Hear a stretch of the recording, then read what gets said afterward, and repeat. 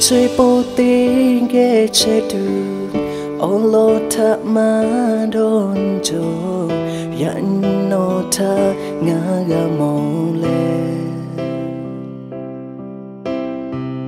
tê bố cả mà phải cho về ngã bên mà suy em khó lừa nó về mẹ phú em thà đó nó cha ô nó thà hát cha lên nó thà lưu mà gạo lô đó nó cha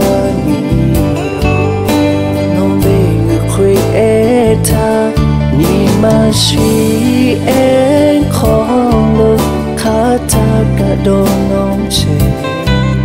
nào ta ngã hạ xa là gà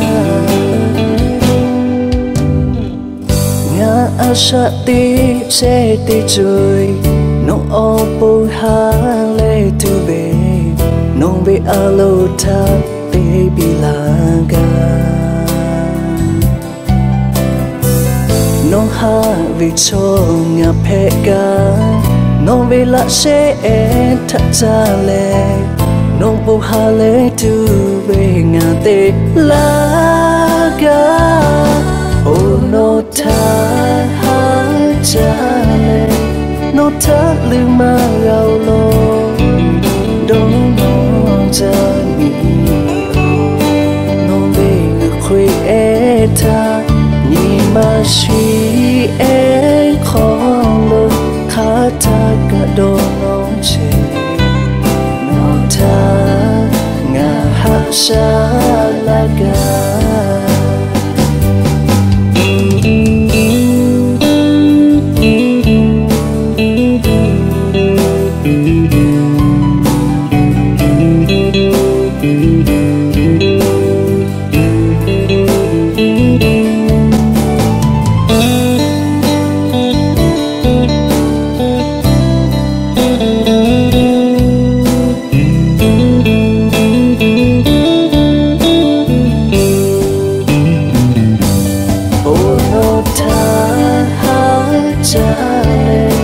nó thả lưu mà gạo lô